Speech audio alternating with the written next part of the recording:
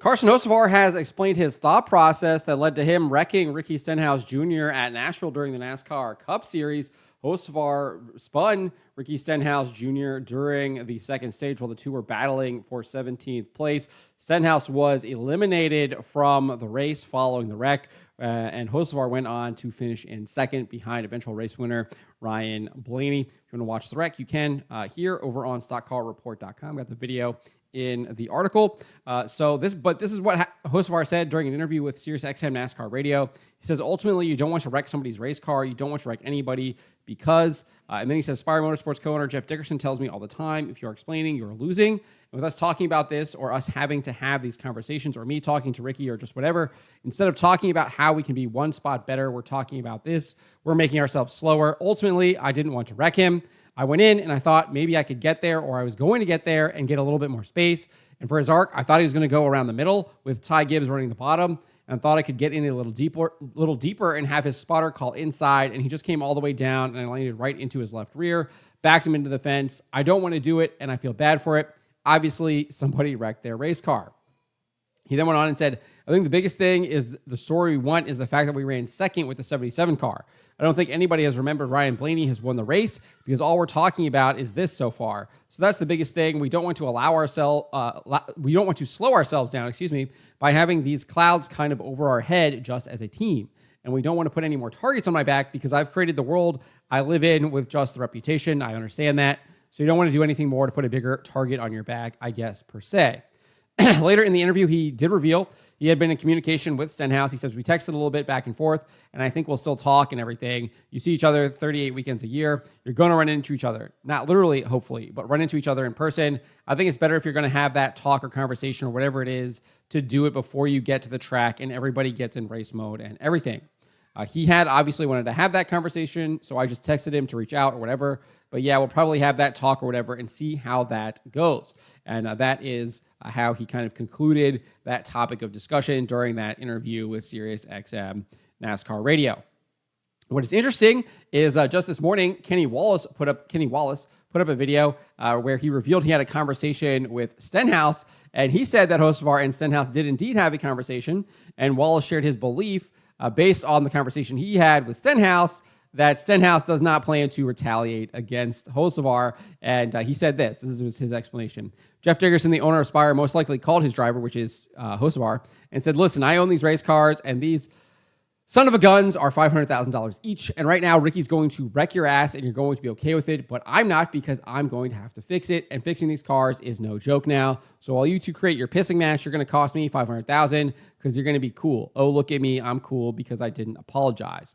Wallace added, I'm thinking Jeff Dickerson said, get your ass on that phone and call Ricky and put out this damn. And then he kind of went on and talked about how all the parts are so expensive, etc. But basically indicating that Jeff Dickerson had Hocevar kind of call Stenhouse, put out the fire so that Stenhouse isn't going to retaliate against him and cause all this kind of damage to the cars, etc., and create a potential ongoing feud between the two drivers. And Wallace also pointed out how Ricky Stenhouse Jr. does indeed have a very close relationship with Jeff Dickerson.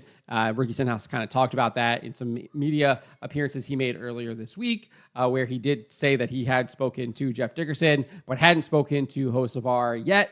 Obviously, it does seem like this conversation has come. And just to be clear, during one of those media appearances on this the Motor Stardom show, Stenhouse did say this, that if nothing is done about it or definitely confronted, nothing will change for sure. And obviously, he was not only just kind of talking about potential consequences on the racetrack, but he was also talking about just having a conversation with Hocevar. And if that conversation went well, it's likely nothing kind of would come of it. But he did basically leave the door open that if there wasn't going to be any kind of discussion or confrontation with Hocevar, or conversation, whatever you want to call it, then things were likely going to be solved on the racetrack. But you just wouldn't be letting NASCAR know what you were doing, and you definitely weren't going to confess to doing something, as Denny Hamlin found out with Ross Chastain. They're still going to penalize you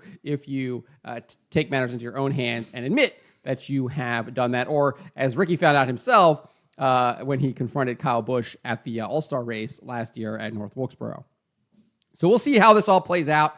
I kind of lean with what Kenny Wallace has to say here. I do think that Hocevar reaching out, having that conversation probably smooths things over. And obviously, Ricky has talked about how he didn't really have any problems with Hocevar himself. Obviously, he's seen some of the other altercations he had with other drivers, but hadn't really had to deal with that himself until this past weekend.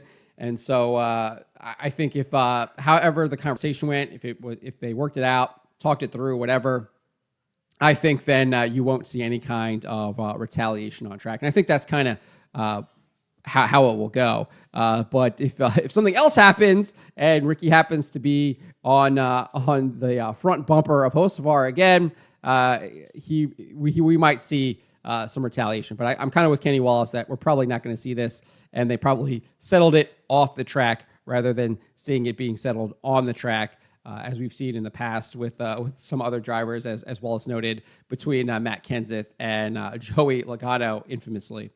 So that is the latest. That is also kind of how Hocevar explained it. And I think if he explained it that way to Ricky, I think Ricky can kind of see where he's coming from there. And then obviously note that he did kind of just misjudge it, didn't anticipate. He made an assumption that didn't come to fruition.